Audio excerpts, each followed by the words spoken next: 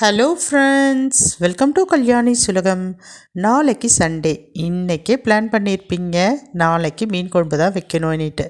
சரி, மீன் வாங்குறப்பவே கூடவே மாங்காவையும் வாங்கிக்கிங்க. சீசன் இல்லைன்னு சொல்கிறீங்களா? இப்போல்லாம் மாங்காய் எல்லா சீசன்லேயுமே கிடைக்குதுங்க. சரி வாங்க செய்ய ஸ்டார்ட் பண்ணலாம். ஸ்டவ் ஆன் பண்ணி மண்சட்டி வச்சுக்கிங்க. அதில் மறக்காமல் நல்லெண்ணெய் சேர்த்துக்கங்க.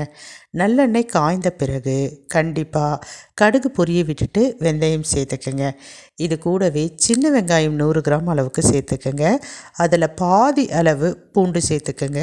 கருவேப்பிலை, பச்சை மிளகாய் சேர்த்து ஓரளவு வதக்கிக்கிங்க. ரொம்ப வெங்காயத்தினுடைய நிறம் மாறணும் அப்படின்ற அவசியம் கிடையாது.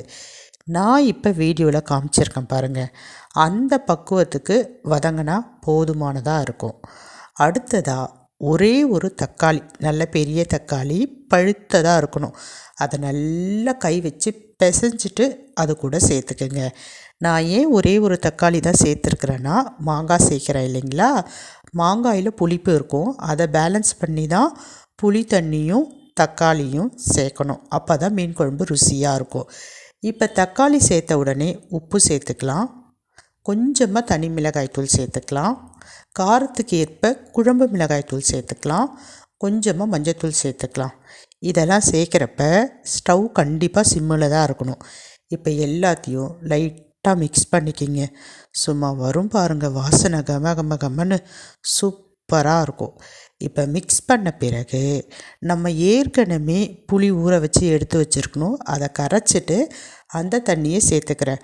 புளி தண்ணியும் அளவாக தான் சேர்த்துருக்குறேன். நான் ஏற்கனவே சொன்ன மாதிரி மாங்காய் சேர்க்க போகிறேன் இல்லைங்களா. இப்போ தேவையான அளவு தண்ணி சேர்த்துக்கலாம். தண்ணி சேர்த்துட்டு நல்லா மிக்ஸ் பண்ணிக்கலாம். மிக்ஸ் பண்ணிவிட்டு டேஸ்ட் பண்ணி பார்த்துக்கோங்க. உப்பு, காரம், புளிப்பு இதெல்லாம் கரெக்டாக இருக்கா அப்படின்ட்டு. புளிப்பு மட்டும் கொஞ்சம் கம்மியாக தான் இருக்கணும்.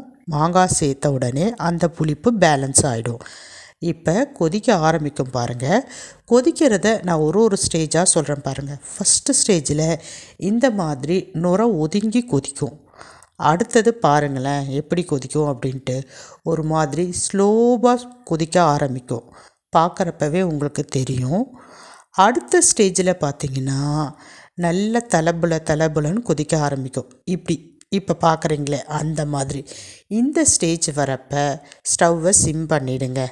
சிம் பண்ணிவிட்டு நம்ம க்ளீன் பண்ணி எடுத்து வச்சுருக்கிற மாங்காய், மீன் இதெல்லாம் ரெடியாக எடுத்து வச்சுக்கிங்க. இப்போ சுத்தமாக எண்ணெய் பிரிஞ்சு வந்திருக்கும். அந்த பபுள்ஸ் எல்லாமே அடங்கியிருக்கும். இந்த ஸ்டேஜில் மாங்காவை சேர்த்துக்கலாம். நான் எடுத்திருக்க மாங்காய் ரொம்ப புளிப்பான மாங்காய் இல்லைங்க. மாங்காய் போடுறதுக்கு முன்னாடியே கொஞ்சம் சாப்பிட்டு பார்த்துக்குங்க எந்த அளவு புளிப்பு இருக்குன்னுட்டு. இது கூடவே க்ளீன் பண்ணி வச்சுருக்க மீனையும் சேர்த்துக்கலாம். நான் ஒரு 1/2 கிலோ அளவுக்கு ஃப்ரெஷ்ஷான மீன் எடுத்திருக்கேன். இந்த மீன் சேர்த்துக்கிறேன்.